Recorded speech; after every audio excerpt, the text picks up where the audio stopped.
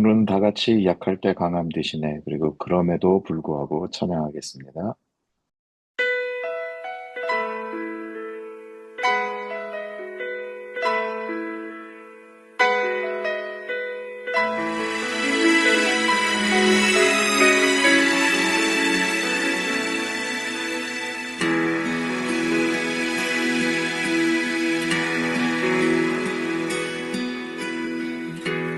약할 때 강함 되시는 나의 보배가 되신 주 나의 모든 것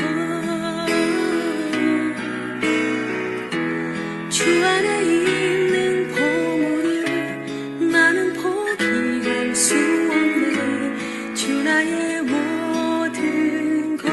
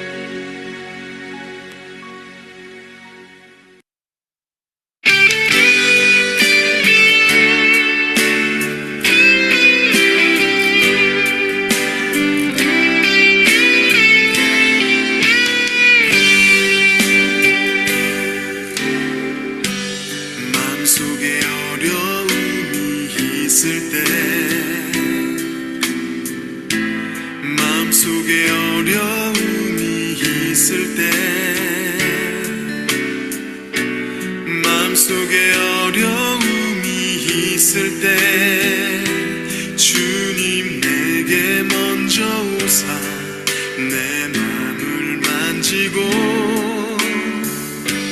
주님 앞에 나아올 수 없을 때 주님 앞에 나아올 수 없을 때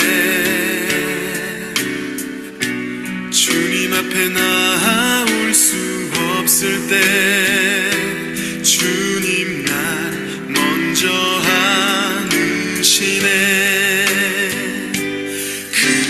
그럼에도 불구하고 날 사랑하시는 내 하나님의 사랑 나의 모든 걸 덮고 그럼에도 불구하고 날 안아주시는 내 하나님을 부를 때 아버지라 부르죠.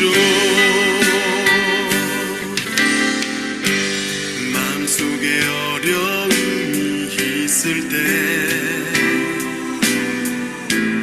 마음속에 어려움이 있을 때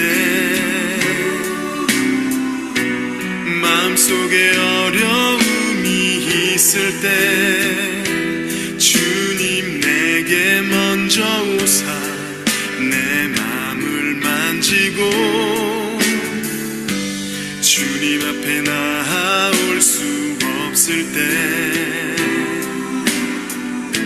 주님 앞에 나아올 수 없을 때 주님 앞에 나아올 수 없을 때 주님 날 먼저 안으시네. 그럼에도 불구하고 날 사랑하시는 내 하나님의 사랑 나의 모든 걸 덮고 그럼에도 불구하고 날 안아주시는 내 하나님을 부를 때 아버지라 부르죠. 그럼에도 불구하고 날 사랑하시는 내 하나님의 사랑은 나의 모든 걸 덮고 그럼에도 불구하고 날 안아주시는 내 하나님을 부를 때 아버지라 부르죠. 그럼에도 불구하고 날 사랑하시는 내 하나님의 사랑은 나의 모든 걸 덮고 그럼에도 불구하고 날 안아주시는 내 하나님을 부를 때 아버지라 부르죠.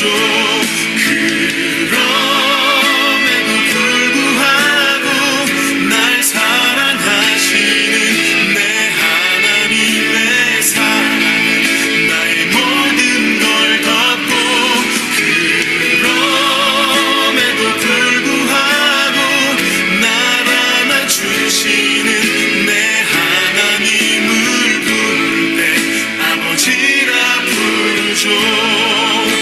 내 하나님을 부를 때 아버지라 부르죠. 내 하나님을 부를 때 아버지라 부르죠.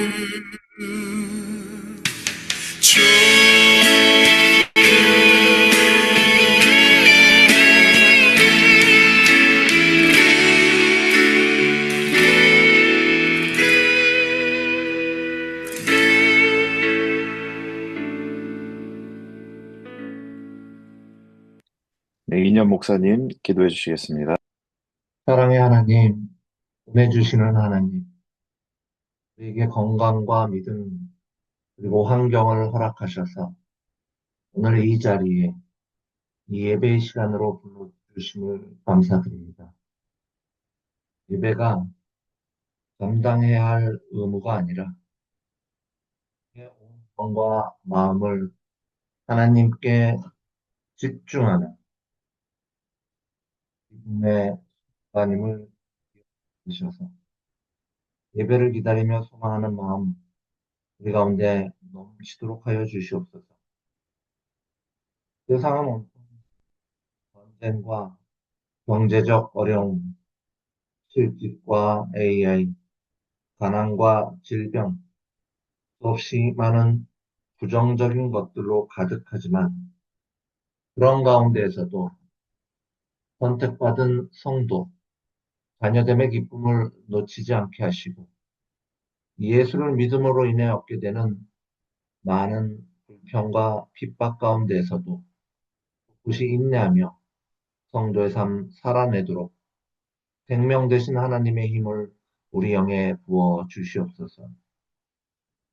주여 우리는 지난 한 주간에도 알고서 지은 죄, 모르고 지은 죄 잔뜩 끌어안고 살았습니다. 내 힘으로는 못하나 예수 피로는 가능함을 믿사오니 그렇게 하여 주시옵소서. 또한 반복되는 죄의 굴레를 벗어나려는 선한 용기를 부어 넘치게 하여 주시옵소서. 그리하여 우리의 일상이 살아계신 예수를 증거하는 그런 삶이 되게 하여 주시옵소서. 진리의 하나님, 하나님의 말씀을 듣고 보는데도 하나님을 아는 지혜는 늘 제자리인 것 같아서 힘들고 고단할 때 많습니다. 수없이 많은 성경 구절들, 무슨 말인지 모를 때 참 많습니다. 그러나 주여, 주께서 사랑하는 자에게, 하나님의 선택하신 백성에게 주님의 말씀을 이해하도록 성령께서 도우심을 믿사오니 성령의 도우심을 입어 진리를 아는 은혜가 가득하게 하시며 하나님의 진리를 아는 힘으로 우리 일상의 나약함을 이겨내게 하여 주시옵소서. 특별히 육신의 고통으로 삶의 고단함으로 지쳐있는 주의 자녀들에게 말씀이 힘이 되는 기적의 역사가 임하게 하여 주시옵소서. 오늘 이처럼 주의 말씀을 들고 성도 앞에 선 주의 종 이동현 목사님의 입술을 주관하사 하나님의 진리가 선포되게 하시며 듣는 모든 성도가 그 말씀에 힘없는 귀한 시간 되게 인도하여 주시옵소서. 또한 구제 사업을 위해 교회의 여러 가지 일들을 위해 쓰는 손길들을 기억하시고 그들의 노력과 수고에 주님 친히 보응하여 주시옵소서. 모든 말씀 우리 주 예수 그리스도의 이름으로 기도합나이다. 아멘. 네, 오늘 함께 나눌 말씀은 누가복음 15장 24절 한 절입니다. 우리 함께 읽어보도록 하겠습니다. 이 내 아들은 죽었다가 다시 살아났으며 내가 잃었다가 다시 얻었노라 하니 그들이 즐거워하더라. 아멘. 네, 오늘은 이동현 목사님께서 잃은 아들을 되찾은 아버지 비유라는 말씀으로 제목으로 말씀 전해 주시겠습니다. 네, 안녕하세요. 한 주간도 평안하셨습니까? 오늘 말씀 사역을 맡은 이동현 목사입니다. 반갑습니다. 아, 이 낯익은 이름과 사진들 이렇게 보니까 이 화면 너머에 계셔서 함께 이 시간 함께 예배 드리고 있을 여러분들을 생각하니까 너무나 기분이 좋습니다. 제가 그 단톡방에 그 카톡방에 보니까 김주연 성도님이 한국에 가셔서 한국에 계신 우리 장상근 형제님 만나셔가지고 둘이 사이좋게 마치 형제처럼 이렇게 어깨동무하고 이렇게 찍은 사진을 올려주셨는데 그 사진 보면서 참 어, 너무 이렇게 그 반갑고 기쁘고 하더라고요. 어, 너무 너무 기분이 좋았습니다. 핸드폰 어디 갔지? 네, 하여튼 그 사진이요. 단톡방에 올라가 있는 그 사진. 참 신기한 것 같아요. 뭐, 제가 자주 드렸던 얘기지만, 이렇게 저희가 온라인 목회를 시작을 하고 이 온라인 화면을 통해서만 교제를 하고 예배를 함께 해왔었는데 이분들이 이렇게 오프라인으로 연결되어서 뭐 저희들 목사들이야 일 있어서 만나는 거야 그럴 수 있다고 치더라도 이렇게 성도 여러분께서 자발적으로 모임을 가지시고 서로 이 형제간에 그죠? 이 형제간에 그 교제를 하시는 모습이 너무나 교회스러운 모습을 보는 것 같아가지고 저희 그 온라인 목회를 시도하는 저희 목사들의 입장에서는 과연 이게 맞는 걸까? 그런 고민을 하게 되거든요. 왜냐면은 이게 주류의 모습이 아니니까 야 우리가 이걸 뭐 옳은 길을 가고 있는 걸까? 막 이런 고민들을 많이 얘기를 하는데 예, 우리 그 김기현 성도님과 우리 장상근 형제님이 보내주신 사진이 그런 어떤 걱정을 조금이나마 해소시켜 주시는 것 같아가지고. 그러니까 제가 그러니까 지지난주인가요? 지지난주에 제가 또 그 유튜브 채널 하나 개인 채널 하고 있는데 거기서도 그 구독자분들이 그 캐나다에 계신 분이 한국으로 가셔가지고 거기서 또 모이셔가지고 또 사진 보내고 그 경험을 했었었는데 그때도 동일한 감정을 느꼈거든요. 근데 그게 한두 번이 아니고 이렇게 두 번이군요. 이렇게 이런 거를 자주 경험하다 보니까 그게 저희처럼 온라인 목회를 시도해보는 이런 어떤 특별한 사역을, 특별한 건 아니지만 이렇게 새로운 시도를 해보는 저희 같은 이런 조윤증교회 목회자 같은 경우에는 참 위안이 되고 힘이 되고 좀 그런 것 같아요. 그래서 여러모로 감사하다라는 그런 말씀을 이 시간 빌어서 전해드립니다. 감사하고요. 그리고 오늘 제가 전해드릴 말씀은 그저 제목이 잃어버린 아들을 찾은 아버지의 비유라고 제가 길게 써놨는데 음, 그러니까 이게 쉽게 말하면 저희 그 돌아온 탕자, 그죠? 돌아온 탕자에 관한 탕자의 귀환이라는 유명한 미술 작품도 있지 않습니까? 돌아온 탕자라고 우리는 그렇게 알고 있는데 제가 일부러 강조를 했어요. 그러니까 사실 이 비유는 탕자가 돌아온 탕자의 그 초점이 있는 게 아니라 그 잃었던 아들을 되찾은 아버지에 관한 그 비유 말씀이거든요. 궁극적으로 그렇거든요. 그게 맞는 건데, 근데 이게 자꾸만 돌아온 귀환한 탕자가 돌아왔다라는 거. 그러니까 우리도 그 탕자처럼 비록 죄를 졌지만은 돌이켜서 아버지께 돌아오게 되면은 돌아온 아들을 언제나 그 변함없이 한결같은 은혜와 사랑으로 받아주신 아버지의 은혜. 이런 구도로서 많이 이제 생각을 해왔는데, 근데 물론 그런 해석이 틀린 해석은 아닙니다. 틀린 해석 아닙니다. 당연히 그런 은혜로운 면이 있고요. 언제라도 돌아온 아들에 대해서 그 두 팔 벌려 환영하고 그러니까 받아주시는 아버지의 은혜 그 부분이 분명히 있고요. 근데 그게 전부 다는 아니다는 거죠. 그게 전부 다는 아니고 오히려 성경을 더욱더 일관성 있게 더 깊게 더 깊은 메시지로 찾아간다면은 사실 그거보다는 아들의 귀함보다는 이 되찾은 아버지의 기쁨, 그렇죠? 잃었던 아들을 되찾고야마는 끝끝내 되찾고야마는 그 아버지의 능력과 그리고 그 아버지의 기쁨을 그 기쁨을 말하고자 하는 것이 이 누가복음 15장에서 기록 말하고자 하는 그러니까 아버지의 비유의 핵심이거든요. 근데 그 부분을 많이 놓치고 있는 것 같아가지고 제가 그런 제목을 달았던 거예요. 그리고 사실 이 본문은 제가 예전에도 한번 영상으로 찍어서 이렇게 영상 설교를 했던 적도 있었거든요. 근데 그때도 비슷한 얘기를 했었었는데, 그래서 제가 다시 한번 이제 그때와는 다르게 또 다른 측면으로 또 다른 면에서 이 비유를 바라보고 그 가운데서 정말 그러니까 우리에게 혹은 나에게 여러분이 아닙니다. 접니다. 각자에게 저에게 나에게 주시는 그런 메시지가 있는데 새롭게 또 다가오는 게 있었어요. 저는 이번에 이 비유를 다시 보게 되면서 그동안은 이 아버지의 사랑이죠. 아버지의 은혜죠. 그러니까 돌아온 탕자의 어떤 회개가 아니라 아버지의 그 되찾음.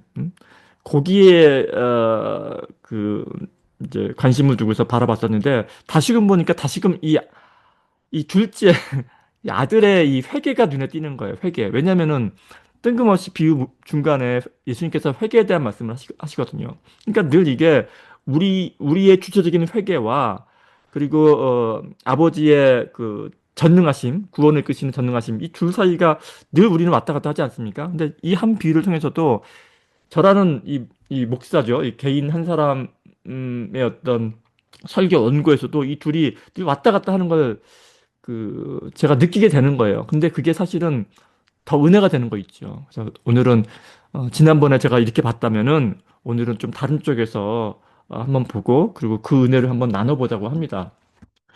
그러니까 이 성경책이 제가 한국에서 산 성경책이에요. 그러니까 한 15년, 17, 20년 된 거죠. 20년 전에 그 성경책에는 누가복음 15장의 이 비유를 소제목에 이른 양의 비유라고 되어 있어요. 이른 양의 비유라고 안 보이시겠죠? 이른 양의 비유라고 소제목을 이렇게 해놨습니다. 소제목이라는 것은 이 단락의 주제거든요. 이 성경을 편찬하신 분들, 답을 목사님들이시고 신학자분들이신데 이분들이 주도면밀하게 이거를 이제 그러니까 편찬을 하시면서 소제목을 붙입니다. 소제목이 굉장히 신학적으로 압축이 되어 있는 그런 문장이거든요. 근데 이때는 이른 양의 비유라고 되어 있어요. 그런데 제가 오늘 보면서 이걸 보니까 뭐라고 되어 있냐면은 잃은 아들을 되찾은 아버지의 비유라고 되어 있네요. 그러니까 많이 바뀐 거죠. 잃은 양의 비유에서 아니 잃은 아들의 비유에서 잃은 아들을 되찾은 아버지의 비유로 이 소제목도 바뀐 거를 우리가 알 수 있습니다. 그러니까 신학이란 건 그런 것 같아요. 신학이라는 것은 비록 이 본문의 메시지는 변하지 않지만은 그 메시지를 통해서 우리가 이제 얻어낼 수 있는 그런 어떤 그 메시지가 있지 않습니까? 그게 하나님의 뜻이고 그런 건데 사실은 그거를 우리가 전달받는 거죠. 근데 거기에는 그런 어떤 변화가 있단 말입니다. 근데 이 변화를 가지고서 무슨 뭐 신앙이 변했네 이런 건 이렇게 되는 게 아니라 사실은 성경이 가지는 묘미인 것 같아요. 그러니까 성경을 비롯한 모든 소위 인류사를 통해서 우리에게 전해지는 어떤 명작이라든지 어떤 그런 어떤 그 책들이 있죠. 책 기록물들을 보게 되면은 지금도 보면은 그 한 번 읽어서 바로 그 주제가 파악되는 그런 책들을 우리는 명작이라고 하지 않죠. 그런 거를 우리는 삼류소설이라고 하는데 근데 명작이라는 것은 전혀 사랑이라는 단어와 남녀 간의 사랑이 직접적으로 묘사되지 않지만 그 작품 속에서 정말 찐한 그 남녀 간의 사랑이었던 깊은 맛을 전해준다 그러면 이제 그런 것들이 명작이 되는 거지 않습니까? 좀 더 그 뜻을 전하고자 하는 메시지가 더 깊숙이 감추어져 있을수록 그리고 그거를 우리가 캐내는 기쁨을 우리한테 허락해 주는 그런 기록물들이 우리는 이제 고전이고 명작이고 이렇게 인정을 해주듯이 근데 성경은 그런 어떤 모습의 끝판왕인 것 같아요. 끝판왕인 것 같습니다. 벌써 이거 뭐 몇천 년 동안 우리가 그 많은 신학자들이라 하면 당대의 다 천재들이거든요.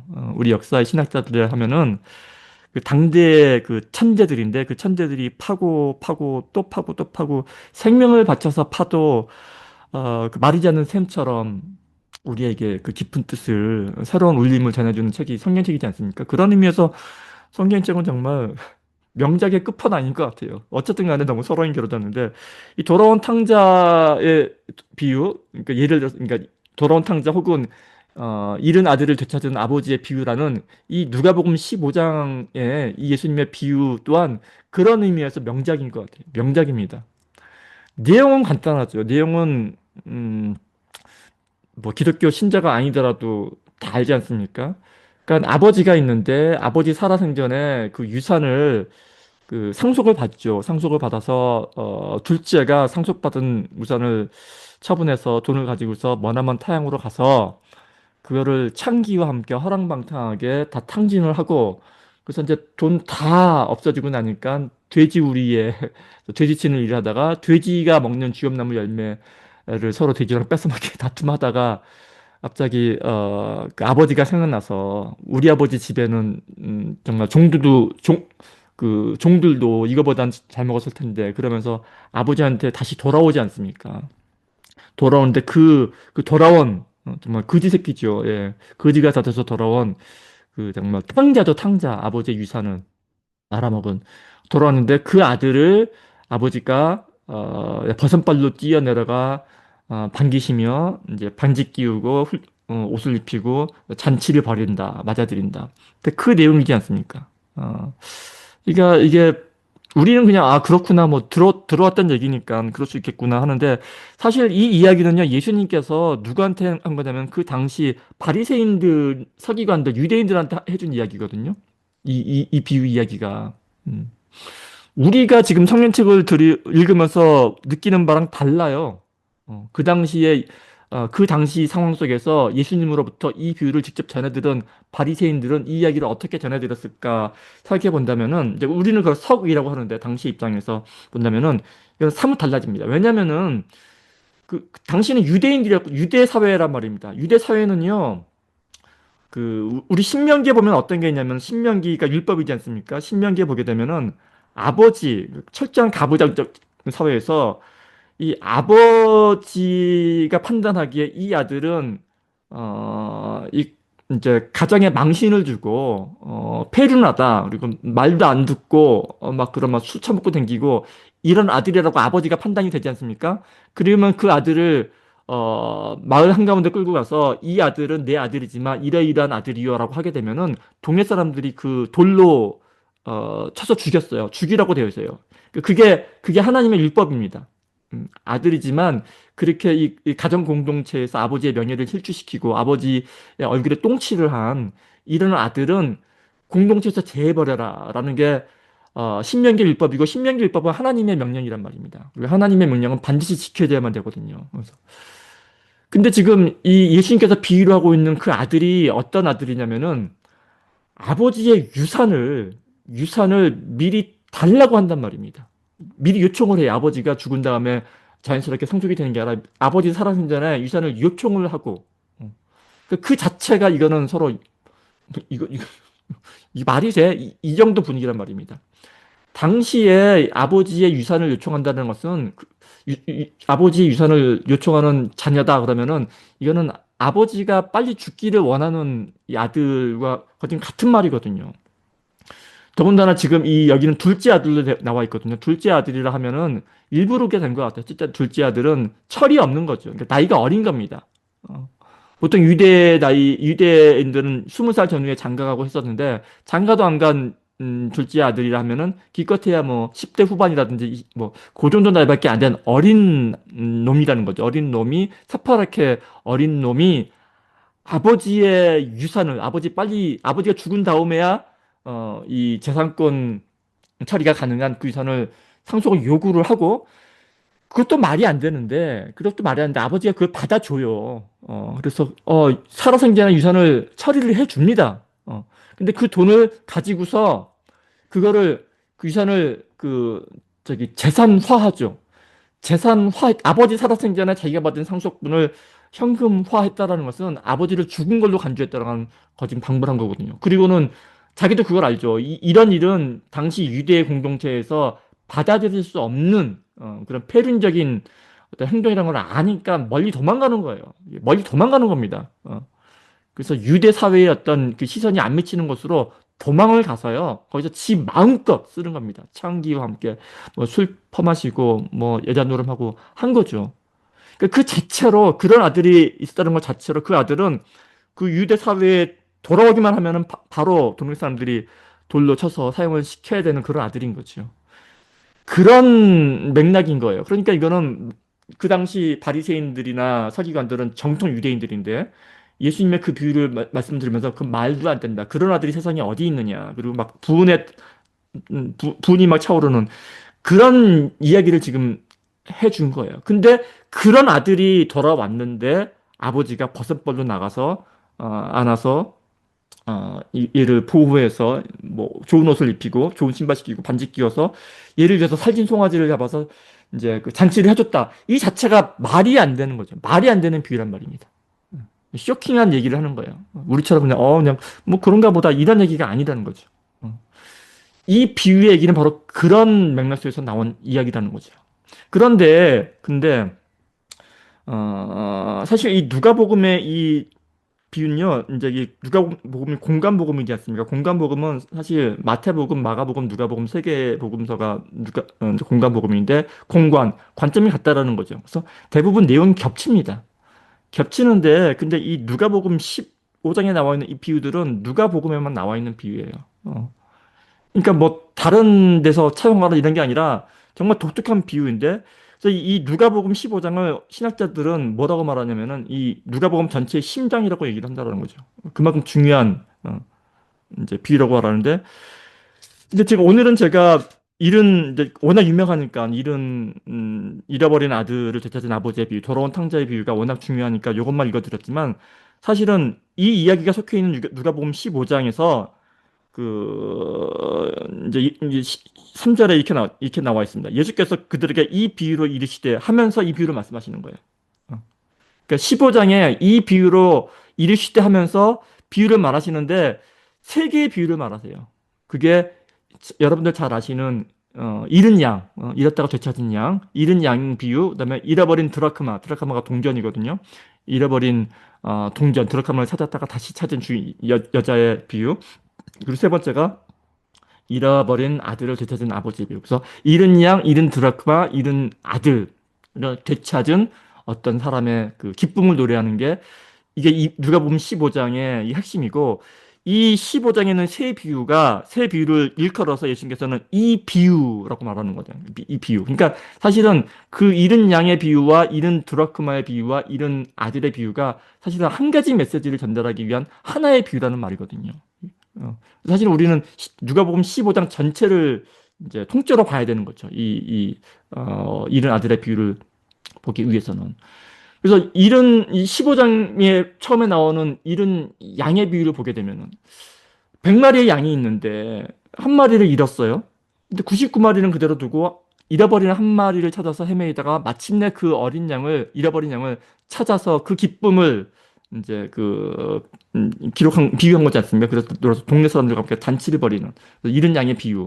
그 다음에는 곧 이어서 잃은 드라크마, 그러니까 잃어버린 동전 한 드라크마를 잃은 여인에 대한 비유가 나오는데, 이것도 짧게 나오지만 사실은 열 드라크마라는 것은요, 그러니까 이 여인은 이게 여자라고 나오지 않습니까? 뭐냐면은, 사실 드라크마는 그렇게 커다란 값어치가 있는 동전은 아니에요. 그냥 동전입니다. 근데 이게 왜 여기서 이렇게 잃은 드라크마를 이 여인이 길을 쓰고 찾으려고 하냐면은 이게 일종의 결혼을 상징하는 거거든요. 이게 유대 풍습에 그런 게 있다고 그래요. 드라크마 동전 10개를 끼워서 10개의 드라크마를 끼워서 목걸이처럼 해가지고 신부한테 주고 신부는 이거를 신랑의 어떤 증표처럼 간직하는 그런 풍속이 있다고 해요. 유대 풍속에. 그래서 이 하나가 빠지게 되면은 사실은 그 사랑이 깨지고 하여튼 그런 의미가 있으니까 이 여자는 그 하나가 비록 값어치는 작지만은 그게 있어야지 온전한 이제 증표가 되니까 찾으려고 그렇게 애를 썼다는 거죠. 그래서 마침내 그걸 찾았을 때 비로소 안도하고 기뻐했다라는 거고. 그리고 오늘 우리 찾아보는 이제 그 아들의 비유에서도 아들이 이 둘째 아들을 잃은 거죠. 멀리 아버지의 재산을 음, 받아서 이렇게 도망갔지 않습니까? 그래서 돌아올 수 없는 곳으로 돌아간 거예요. 돌아오게 되면은 뭐 맞아 죽을 수 있으니까. 근데 그 잃어버린 그 아들을 이렇게 다시 찾은 거죠. 다시 찾은 겁니다. 그러니까 결국은 잃어버린 것을 찾은 거에 대한 어떤 그 기쁨을 노래하고 그 기쁨을 비유로서 전하는 게 사실 누가복음 15장의 핵심인데 그러면 그 중에서도 잃은 양과 드라크마와 이 아들의 비유가 점진적으로 이렇게 배치가 되어 있는데 그럼 결론은 뭐냐면 결론은 누가복음 15장의 결론은 잃은 아들이에요. 잃은 양도 아니고 잃은 드라크마도 아닙니다. 양과 이 드라크마는 이 잃은 아들을 찾았다라는 것을 더욱더 보강해주는 그 비유를 보강해주기 하나의 이 장치일 뿐인 거죠. 잃은 양을 되찾은 기쁨보다 그다음에 이 가정이 깨질 뻔한 남편의 사랑을 잃어버릴 뻔한 그런 어떤 잃은 드라크마를 찾은 그 기쁨보다 잃었던 아들을 찾는 기쁨이 훨씬 더 본질적이고 기쁜 거지 않겠습니까? 그러니까 그 아들을 찾았다라는데 이 비유에 주안점이 있다는 거죠. 그런데 그래서 일단은 이렇게 누가복음 15장을 전체적으로 문맥적으로 보게 되면은 우리가 흔히 상식적으로 알고 있었던 이 비유 하나만을 딱 떼어놓고 봤을 때 우리가 이렇게 그걸 해석해왔던 탕자의 귀한, 그래서 뉘우치고 돌아왔더니 아버지가 받아줬다는 이 탕자의 어떤 회심의 방점이 있는 것이 아니라 이 문맥 전체를 보게 되면 결국은 이 아버지의 사랑이죠. 그죠? 찾은 주인에게 방점이 있다라는 이제 그 메시지가 뚜렷하게 보이지 않습니까? 그죠? 음. 아들의 돌아온 것도 물론 기특합니다. 회개하고 돌아온 것도 기특하지만 누가복음 15장의 전체적인 맥락을 봤을 때는 이들이 돌아온 이들의 회개가 아들의 회개에 방점이 있는 것이 아니라 아버지의 그 되찾음에 더 무게가 있다라는 거죠. 왜냐하면은 이른 양에서 양이 회개를 해서 돌아온 건 아니지 않습니까? 잃어버린 동전이 회개를 해서 되찾아진 건 아니거든요. 잃은 양이나 잃은 드라크마나 그들의 어떤 양이나 동전은 아무런 어떤 그 역할이 없어요. 근데 유독 이 잃은 아들의 이 비유에서는 이 아들의 회개가 스스로 돌이킨다라는 그 이제 그 부분이 이제 부각이 되는 거죠. 그럼 이걸 우리는 이제 어떻게 이 부분을 이해를 할 것인가? 이제 그 부분이 이제 문제인데, 그래서 제가 지난 시간에는 그래서 이 아버지에 대한 그 모습에 아버지의 사랑과 아버지의 은혜에 주안점을 두어야 된다 그 말씀을 드렸는데, 근데 오늘 보니까 또 다르게 보이는 게 뭐냐면요. 아버지의 사랑과 이 아들의 이 회심이 같이 보이는 겁니다. 같이 보이는 거예요. 음. 그게 사실은 우리 기독교인이죠. 우리 기독교 신앙, 그죠? 기독교 신앙이 말하고자 하는 회개와 구원, 가장 중요한 두 부분인데, 회개와 구원에 보다 더 깊은 차원의 어떤 메시지인 것 같아요. 보다 더 깊은 차원. 우리는 항상 이 두 부분에 대해서 늘 혼란스럽거든요. 신학교도 마찬가지입니다. 이 개인의 그 자유의지를 강조하게 되면은 그러면 아버지의 주권, 하나님의 아버지의 주권이 희미해지고, 하나님 아버지의 주권을 너무 강조하다 보게 되면은, 그럼 우리는 뭐 허수아비처럼 로봇입니까? 그러니까 이런 그 두 논리가 항상 팽배하게 부딪히는데, 성경은 그 두 개를 양립 불가능한 어떤 그런 걸로 보지 않는다라는 게 사실은 그 내내 쓰여 있는 말이거든요. 근데 이게 한마디로 설명할 수가 없으니까 이게 성경이 길어지는데, 물론 저도 지금 이 시간 이게 제가 느낀 바로 온전히 전달할 수 있을지는 모르겠지만, 저는 문득 이 부분도, 이 돌아온 탕자의 비유에서도 그 부분이 명확하게 저한테 다가오는 거예요. 음. 그러니까, 그러니까 신약에 헬라어로 쓰여졌는데 헬라어예요. 그 문법상 중에서 그 희한하게 그 중간태라는 게 있어요. 중간태. 그 중간태라는 게 뭐냐면은 우리가 그 수동태가 있고 능동태가 있지 않습니까? 수동태, 능동태. 수동태면은 당하는 거지 않습니까? 그러니까 피동적인 거죠. 하는 게 아무것도 없는 거죠. 반면에 능동태는 주체적으로 뭔가를 하는 겁니다. 그래서 능동태와 수동태가 완전히 이제 다른 문법 책에서는 완전히 분리가 되는데, 이원론적으로 분리가 된단 말이에요. 주체와 객체가 완전히 분리가 되는데, 이 헬라어의 특성상은 그 중간태라는 게 있어요. 디포넌트 이제 폼이 있는데, 그게 참 우리 같은 이제 그 사람한테는 이걸 해석하기가 참 묘한 거예요. 중간태를 어떻게 해석하지? 예를 들어서 어, 마태복음 27장 유다가 배신하고 스스로 목미어 죽었다. 스스로 목미어 죽었다. 그러면은 이게 수동태 문장이겠습니까? 능동태 문장이겠습니까? 스스로 목매어 죽었다. 유다가 목매어 죽었으니까 능동태겠죠? 그런데 헬라어 문장에서는 이거를 능동태로 안 쓰고 이걸 중간태로 쓴다는 거죠. 유다가 목매어 죽었는데 왜 능동이 아닌 거지? 그러니까 여기에 이제 그 중간태라는 문법 전하고자 하는 바 같다고 저는 개인적으로 듣는데, 유다의 목매임은 사실은 모르겠어요. 이제 자기가 스스로 목을 메었지만, 그러나 이거는 사실은 섭리하에 이루어진 거잖아요. 어찌 보면 큰 그림에서는 피동적인 거라는 거죠. 그러니까 우리 인간의 자유의지라는 게 그런 겁니다. 하나님의 섭리하에서는 우리 인간의 능동적인 자유의지가 늘 피동적인 모습을 보이게 되거든요. 그러니까 이거는 피동도 아니고 능동도 아니고 중간 어느 정도에 있는 것으로밖에는 생각이 안 되는 거예요. 물론 저기 그 문법책에 헬라어 중간태를 찾아보게 되면은 제가 말하는 이런 설명은 안 나옵니다. 제가 말하는 중간 이런 설명은 안 나오지만 그러나 제가 지금 이제 개인적으로 돌이켜 봤을 때는 꼭 문법적인 설명을만을 뭐 그게 그런 게 아니라 어떤 이런 어떤 그 성경의 정신과도 맞닿아 있다는 생각이 드는 거예요.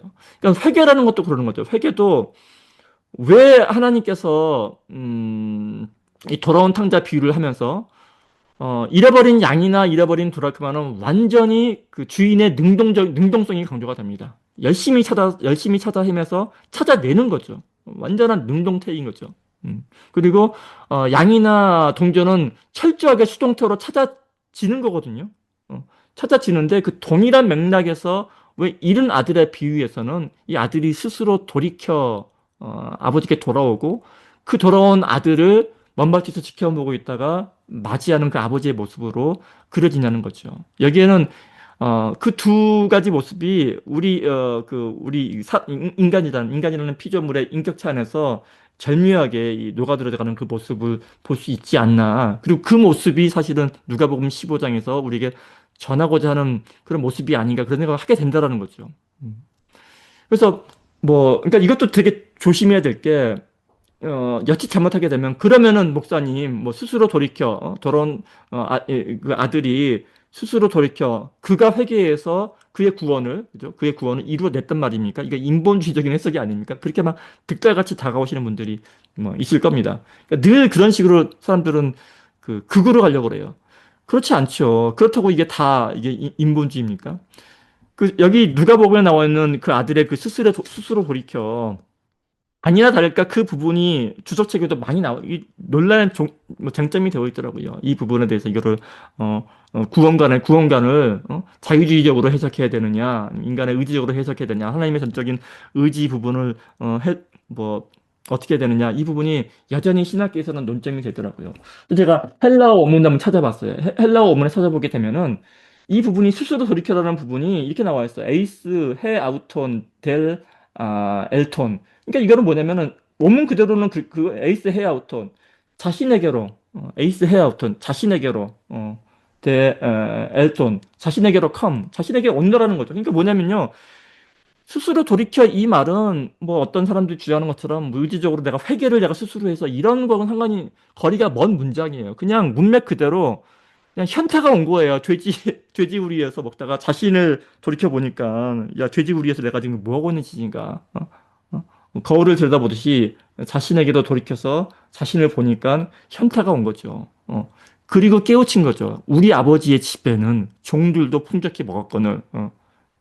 그러니까 거기서부터 이제 뭡니까 돌이킴이 발생하는 거죠. 돌이킴이 발생합니다. 사실은 이 돌이킴 깨닫고 발걸음을 돌이켜서 아버지로 향하는 그 전체가 회심이거든요. 그게 회개입니다. 그게 메타노이 반성도 아니고 뭐 저기 무슨 이것도 아니고 이게 회개 돌이켜서 들어오는 거. 왜 그러냐면은요. 단순히 우리 아버지의 집에서는 이런 어떤 생각만 머문 게 아니라 돌이켜서 아버지의 줄여 죽어도 아버지의 집에서 줄여 죽겠다라는 그 마음을 가지고 돌아오는 그 아들의 마음 속에는 어떤 게 있냐면은 죽어도 아버지 집에서 죽겠다는 마음이거든요. 왜냐면은 알아요, 이 둘째 아들은 자기가 다시금 그 아버지가 속한 유대 공동체로 들어가는 순간 자기가 어떠한 그 난관에 봉착하게 될지를 아들은 알죠. 왜냐면 유대인이기 때문에 그걸 피해서 도망 나왔는데 가게 되면은 자칫하면 맞아 죽을 수도 있거든요. 발각되게 되면은. 아버지가 먼저 보호해주지 않는 이상은 자기는 먼저 마을 사람들한테 발각되면, 저놈의 새끼가 바로 그놈이다. 하게 되면은 돌팔매길 당해서 죽을 수도 있어요. 근데 어떤 죽음을 감수하고 온 거예요. 그래서 자기의 어떤 생각과 그다음에 돌이켜서 온다라는 게 행동이 겹쳐져서, 이게 삶 가운데 일어난 거죠. 그걸 회개라고 한다고요. 그걸 회개라고. 돌이켜서 돌아왔을 때 그때 이 본문에서는 아버지의 모습을 어떻게 묘사를 하냐면은 아직도 거리가 먼데 마을 어귀에서 지켜보고 있다가 버섯발로 가서 이 아들을 품었다고 그렇게 이 본문은 소개를 하고 있거든요. 그 당시에 핸드폰이 있습니까? 뭐 우편이 있습니까? 뭐가 있습니까? 아버지 나 언제쯤 돌아갈 테니까 저 좀 어떻게 해주세요. 이게 아니에요. 그냥 정처 없이 어느 순간 얘가 현타가 와가지고 터터터터 돌아왔는데 아버지는 언제나 이 아들이 돌아올까 기다리고 있었던 겁니다. 언제나 이 아들이 돌아올까. 그러니까 뭐냐면요. 아버지는 이 아들이 돌아올 걸 알고 있었다라는 거예요. 아버지는 이 아들이 언젠가는 돌아올 걸 알고 있었다라는 거예요. 뭡니까? 알면서도 유산을 가지고서 그 도망가는 거다 허락해 줬다라는 거예요. 알면서도. 이 아버지는 그러한 마음을 가진 사람이에요. 어. 사실 이거는 이제 비유 속의 얘기니까 이게 가능하지만 사실은 오늘날의 어느 곳에서도 이런 부모는 찾아볼 수 없죠. 아들에게 그런 위험을 감수하게 하고 그걸 위해서 자기가 온종일 희생을 하는 이런 부모는 요즘 세상에는 없는 것 같은데. 근데 제가 생각해 보니까 이게 뭐랑 비슷하냐면은요. 이런 게 있어요. 그러니까 애들이 어렸을 때 갓난아기 였었을 때 애들이 막 너무나 눈에도 안 아플 정도로 이쁜 애들인데 근데 애들이 말을 지도키도 안 들었지 않습니까? 말귀를 못 알아듣지 않습니까? 말귀를 못 알아들어요. 네, 찌찌, 떼떼, 안 돼 해도 모릅니다. 그리고 막 돌아다니고 하니까 저도 그랬던 것 같아요. 그래서 이거를 저는 애들을 풀어놓고 이제 그 애 뒤에서 애를 풀어놓죠. 그리고 애를 마냥 지켜봅니다. 그래서 애가 무슨 이렇게 뜨거운 데 가거나 무슨 더러운 거 만지더라도 처음에는 그랬죠. 처음에는 막 못 만지게 하고 막 떼찌하고 했었죠. 근데 그게 말이 안 되니까 나중에는 그렇게 되더라고요. 지가 한번 당해봐야지. 아야 한번 해봐야지. 그때까지 놔두는 거죠. 그래서 한번 아야 할 때까지. 예. 그렇지만 늘 지켜보고 있죠. 하다가 하는 순간 아야 하고 우는 순간 얼른 가서 안아주고 봤지? 떼찌지? 아프지? 아야 했지? 안아주는. 그렇게 한 번씩 지가 경험을 해봐야지 다시는 그걸 안 건드리는 그게 있거든요. 사실 그게 부모의 마음이거든요. 음. 아이들은 그렇게 자기가 경험을 직접 해보면서 자라나는 거지. 이 말귀를 못 알아듣는 깐난아기가 엄마가 이거 아니야. 말귀를 알아듣고서 그렇게 자라나는 애들은 없는 것 같다는 생각이 들더라고요. 그러니까 하나님과 우리와의 관계가 어디 부모와 자식 간의 그 관계만큼이나 가깝겠습니까? 훨씬 더 질적으로 차이가 있으신 이제 그런 어, 존재이신데 그 하나님께서 이제 비유를 이렇게 드시는 거죠. 이 아버지는 정말 어, 그 아들을 못 가게도 할 수 있고 따끔하게 혼낼 수도 있고 그리고 언제까지나 자기 품 안에서 이렇게 할 수도 있지만 이 아버지가 원하는 것은 품 안의 자식이 아닌 거예요. 품 안의 자식이 아니라 정말로 이 아버지의 마음을 느끼고 깨달아서 알아서 아버지와 나와 같은 마음을 걔도 품을 수 있는 그러니까 장성한 분량으로 자라난 아들을 원하는 거예요. 그러기 위해서는 이 아들도 그런 것들을 경험해봐야 되는 거죠. 늘 이 내 아버지의 품 안에서 온실 속에 화초처럼 자라났다가 온실이 거치고 나면은 그냥 조그마한 바람에도 쓰러져 버리는 그런 온실 속의 화초가 아니라 정말 이 원실이 거쳐진 이후에도 강인하게 바람 가운데서 세상 가운데서 자라나서 열매를 내고 그 씨를 퍼뜨릴 수 있는 그런 장성한 분량으로 자라는 아들을 원했던 게 그 아버지라는 거죠. 그래서 이 아버지는요 노심초사 보고 있는 거예요. 내가 저렇게 해서 마치 그 불가에서 난로 곁에서 이렇게 만질까 말까 이렇게 막 이런 자기 아들을 노심초사 지켜보고 있다가 저놈이 다칠 것 같으면 얼른 내가 해줘야지. 이런 부모의 심정으로 보고 있는 거죠. 늘 이 종구밭에서 언제나 올려나 분명히 돌아올 텐데 하다가 보이니까 그냥 냅다 가신 거예요. 쏜새같이 가십니다. 쏜새같이 가셔요. 왜 쏜새같이 가신지 아십니까? 다른 사람 만나면은 아들 돌 맞아 죽거든요. 돌 맞아 죽으니까 가셔서 냅다 안아버리시는 거죠. 안아버리고 동네 사람 보기 전에 이 아들은 내가 잃었다가 다시 찾은 아들이고 죽었다가 다시 찾은 아들이다. 다시 여러분들 불편면제 할생하지 마라. 사실 이게 하나님의 모습이거든요. 그렇게 해서 데리고 온단 말입니다. 그렇게 했을 때 이 아들이 비로소 아버지한테 뭐라고 그럽니까? 아버지와 제가 아버지한테 아버지의 종만도 못한 놈이었는데 정말 죽을 죄를 졌다고 이때 이 아버지 앞에서 그 대선 통고하지 않습니까? 이 모습을 원한 거예요. 이때 이 둘째 아들의 이 아버지에 대한 사랑이 이게 진짜 사랑이라는 거예요. 어. 그래서 결국은 이 아버지는 둘째의 둘째가 거기까지 가기를 원했던 거죠. 그 부분까지 가기를 원했던 겁니다. 그래서 이 모든 스케줄을 이렇게 짜신 거죠. 마치 요셉이 출애굽기의 요셉이 애굽의 총리가 되었을 때 어? 요셉은 알지 않습니까? 자기 형들이 와가지고 식량 거러 왔었을 때 다 알면서 시험하지 않습니까? 일부러 저기 막 히브리어 모르는 척 애굽말로 이렇게 하다가 뭐 은자는 숨기기도 하고 니들이 저걸 훔쳤다고 베냐민 놓고 가서 데리고 오지 않으면은 얘를 죽여버리겠다 뭐 이런 식으로 그들이 스스로 자기 죄를 저기 그 고백하고 앞에서 철저하게 회개하고 눈물로 회개할 때까지 요셉은 기다려요. 그게 진정한 그게 진정한 회개거든요. 그게 진정한 사랑이고. 그거를 겪지 않았다면은 이 요셉과 이 나머지 형제들도 그렇게 화해를 이루지 못했을 거예요. 그게 필요하단 말입니다. 그러니까 이 아버지도 그게 필요한 거예요. 그래서 이 아들을 그렇게 키운 거죠. 그래서 사실은 제가 말씀드린 게 이게 이 아들의 회개를 그러니까 그가 스스로 돌이켜서 온 게 회개가 맞습니다. 스스로 한 회개가 맞아요. 그러나 이 아들의 회개를 불러일으키는 큰 그림이 아버지의 그 밑바탕이 그 하나님의 섬처럼 깔려 있단 말입니다. 아버지의 능동과 그죠? 아들의 능동과 그러니까 아버지의 능동 속에 그 전능하심 속에 아들의 그 능동이 피동으로 들어간다는 거죠. 그래서 중간태를 이룬다. 이게 조화가 이루지 않습니까? 그러니까 결국에 보게 되면 우리의 자유의지라는 게 바로 그런 거라는 거죠. 루터가 말했던 루터와 그 에라스무스가 자유의지와 뭐 노예의지 가지고 많이 싸웠다고 하는데 사실은 그게 싸울 일이 없는 거였었거든요. 이게 말장난을 한 거지. 그러니까 결국은 루터가 원했던 것도 뭐냐면, 루터가 말했던 것도 그 노예의지라는 것은 질질 끌려다니는 노예의지가 아니거든요. 제가 말씀드린 것처럼 하나님의 섭리 하에서 우리가 완전한 자유함을 누리죠. 100% 자유함을 누리지만 그 자유함이 하나님의 섭리 하에서 그, 녹아져 들어가 있는 그런 모습이라는 거죠. 저는 한때 그런 생각도 한 적이 있어요. 이제 그 내비게이션 있지 않습니까? 내비게이션 차 문명의 이기인데 저는 길을 잘 못 찾으니까 길치니까 어디 모르는 게 할 때는 항상 내비게이션을 목적지를 다 입력을 시켜 놓습니다.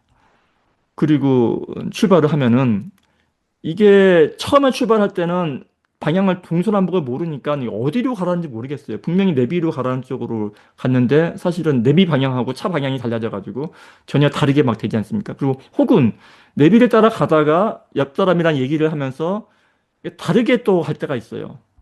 그러면 다른 길로 가지 않습니까? 그러니까 운전을 하는 저는 내비가 뭐라고 하든 말든 내 맘대로 운전할 그 자유가 있는 거죠. 그래서 내 맘대로 합니다. 좀 더 시간이 좀 더 많이 남을 것 같았으면 일부러 돌아가기도 하고 내 맘대로 하는 거죠.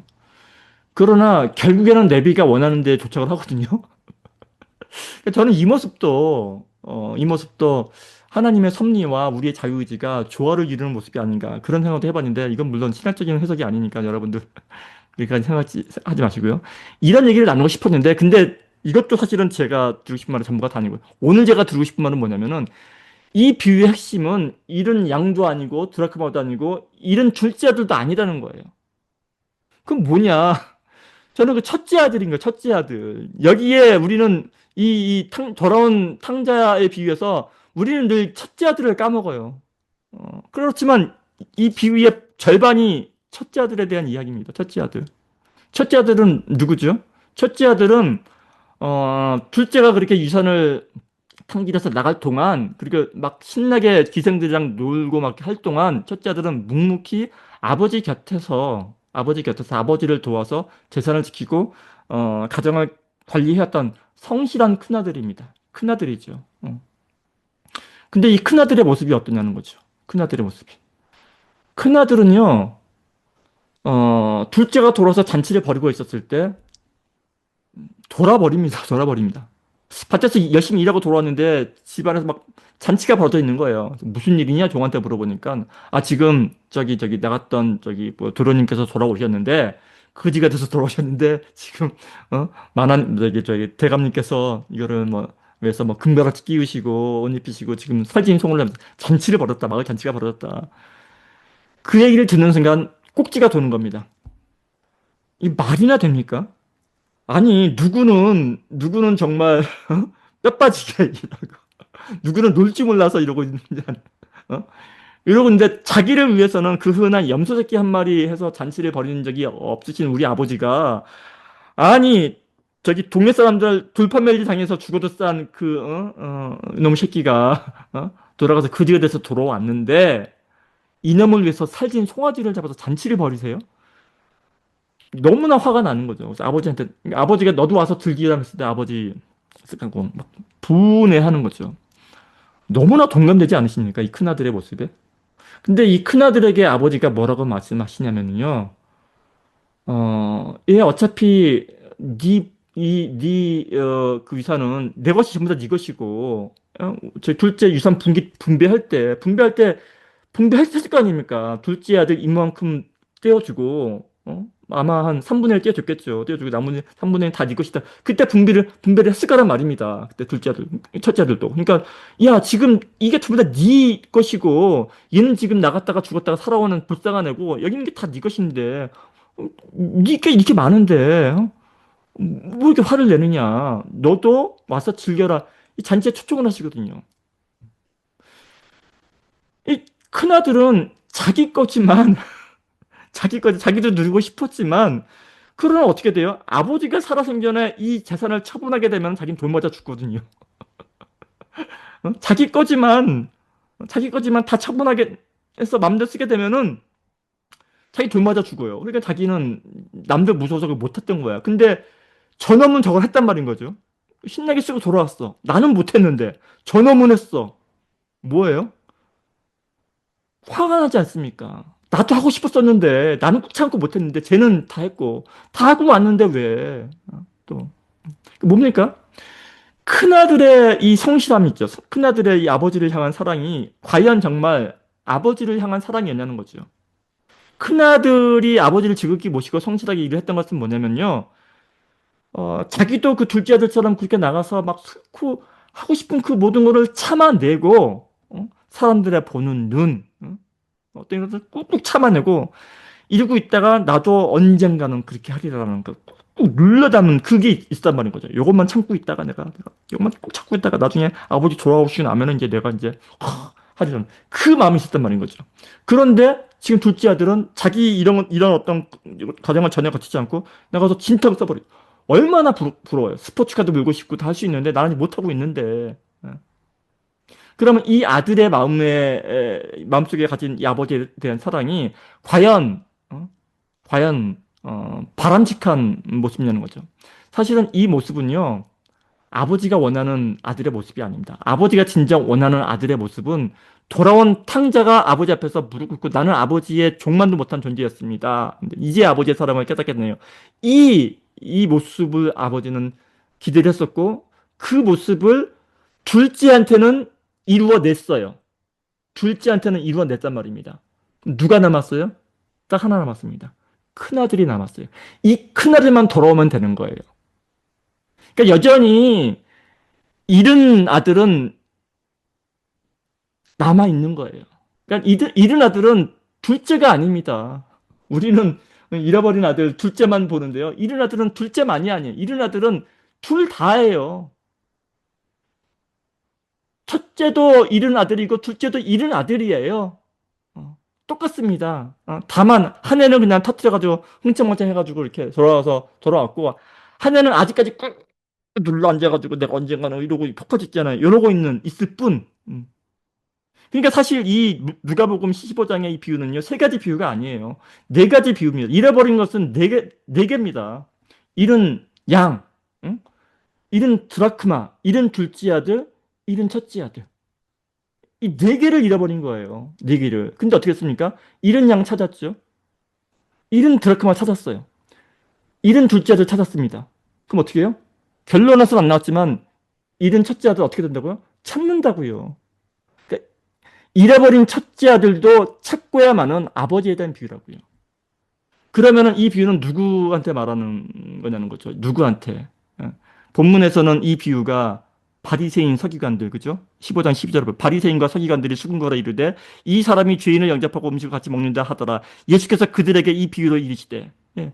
바리새인과 서기관들, 그들은 누굽니까? 그들이 첫째 아들이에요. 첫째 아들. 우리는 이렇게 금식도 하고 제사도 잘 드리고 헌금도 잘 내고 주일 성수하고 예배도 잘 드리고 잘하고 있는데 저것들은 그런 모습을 보이고 있는 이 바리새인과 서기관과 당시 유대인들에게 전하는 메시지가 누가복음 15장에 이른 아들의 비유라는 거죠. 그러면 이 당시에 이 청중이 비유 대상자인 바리새인과 서기관과 유대인들은 오늘날의 누구죠? 오늘날의 누구죠? 그건 여러분들이 판단하셔야죠. 저 둘째 아들입니까? 저 서기관들입니까? 여러분과 저예요. 종교적인 위선 노름, 종교 노름을 하고 있는 우리들입니다. 나는, 저도 한때는 개혁교회라고 해가지고, 우리 교회는 저도 교회는 달라. 여기도 순복음교회 맨날 기복신앙. 저게 뭐야? 예수님의 가르침도 모르는 것들. 그래서, 정말, 우리는 기복 안 하고, 정말, 하나님의 참뜻을 우리 알고 있는, 왜 이런 걸 이해 못할까? 왜 이 뜻을, 저들은 왜 저걸 이해 못할까? 이렇게 하고 있는 이 종교노름에 빠진 이 종교인들의 모습이 이 당시에 바리새인 서기관 그리고 큰아들 저와 여러분의 모습 아니겠습니까? 그러니까 성경은요 남들을 향해 쓰여진 책이 아니에요. 남들한테 뭐 얘기를 하는 책이 아니에요. 이걸 보게 되면서 쟤네들은 왜 저래? 성경이 이런 것도 이해를 못하나 봐. 이 기쁜 뜻을 쟤네들은 알까? 이 비유의 뜻을 쟤네들은 알까? 여러분은 아십니까? 나한테 주는 메시지라는 건데, 저한테. 제 안에도 그 모습이 있거든요. 그래서, 이제 진짜 마지막입니다. 진짜 마지막 뭐냐면은, 둘째 아들과 큰 아들은요, 여기서는 비유에서는 분리된 개체로 나왔지만, 사실은 둘째 아들과 큰 아들은 두 사람이 아니에요. 내 안에 있는 두 모습이에요. 내 안에는요, 여러분들 안에는 더러운 탕자와 같은 모습도 있고요. 성도니까. 그리고 여전히 그 씩씩거리는 그 큰아들의 모습도 여러분 안에는 있어요. 그 두 아들이 이 안에 있단 말입니다. 한 해는 돌아왔어요. 나머지 한쪽, 내 마음속에 있는 큰아들한테 예수님께서 잔치에 참여해라. 너 들어와라. 따뜻하게, 초청을 하시는 거죠. 초청을 하시는 겁니다. 이게 마지막에 이겁니다. 아버지께서 이르되 얘와, 여기서 그가 노하여 들어가고자 아니하고는 초청했는데 큰아들이 노하여 들어가고자 하지 아니하고는 아버지께서 나와서 권하시는데 아버지께 그러니까 얘야 너도 들어와서 즐겨라 권한다라는 말씀이에요. 큰아들에게 권하는 이 권한다라는 이 헬라어가 뭔지 아십니까? 이 권한다라는 헬라어가 그게 그 파라클레토스 그 성령이랑 원이 같은 말이에요. 그래서 위로하는 거거든요. 권한다고 하지만 위로하는 거, 애를 위로하는 거예요. 이게 보혜사 성령 할 때 그 파라클레토스랑 어근이 같은 말이거든요. 권한다. 초청하신 거죠. 성령 하나님께서 누구에게 큰아들 같은 우리에게 나와서 함께 아버지의 기쁨에 동참할 것을 이제 권하시는 거죠. 권면하시는 겁니다. 초청하는 거죠. 그게 오늘 제가 이번 주에 이 돌아온 탕자, 소위 말해서 돌아온 탕자, 잃어버린 아들을 찾은 이 아버지의 비유에서 새롭게 또 깨닫게 된 우리 하나님 아버지의 사랑에 관한 메시지였습니다. 예. 되게 길어졌는데 오늘 이 이야기로 말씀을 맺도록 하겠습니다. 함께 기도하고 마치도록 하겠습니다.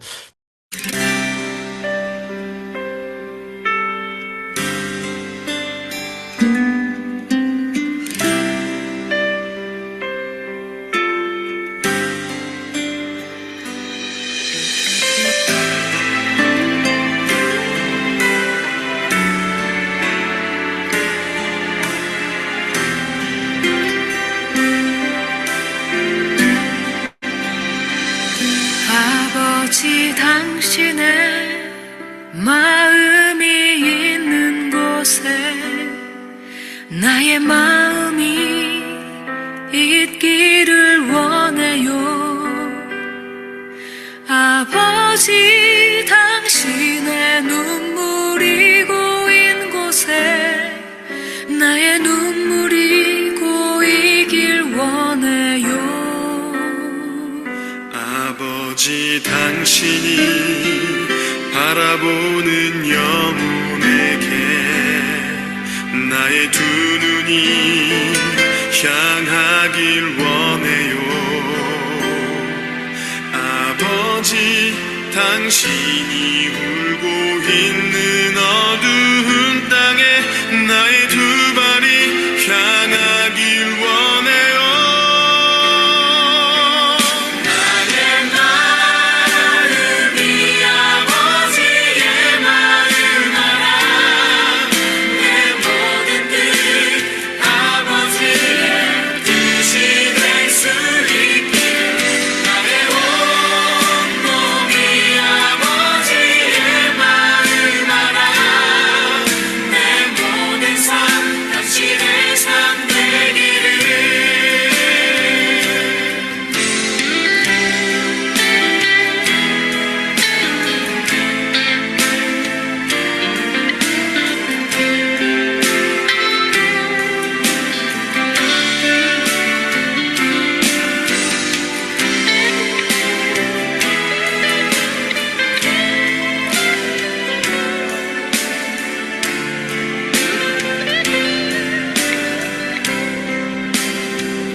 아버지 당신의 마음이 있는 곳에 나의 마음이 있기를 원해요. 아버지 당신의 눈물이 고인 곳에 나의 눈물이 고이길 원해요. 아버지 당신이 바라보는 영혼에게 나의 두 눈이 향하길 원해요. 아버지 당신이 울고 있는 어두운 땅에 나의 두 발이 향하길 원해요.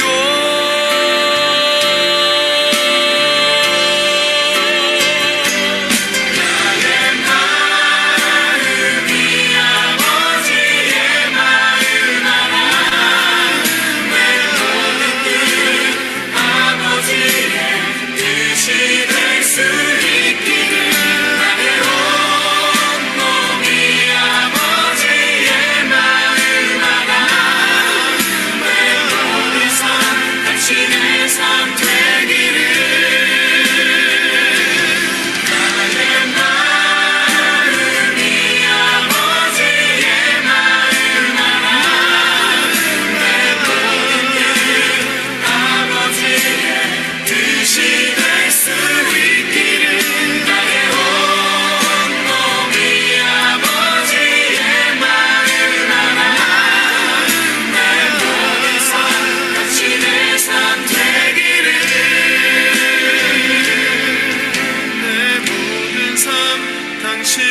삶 되기를.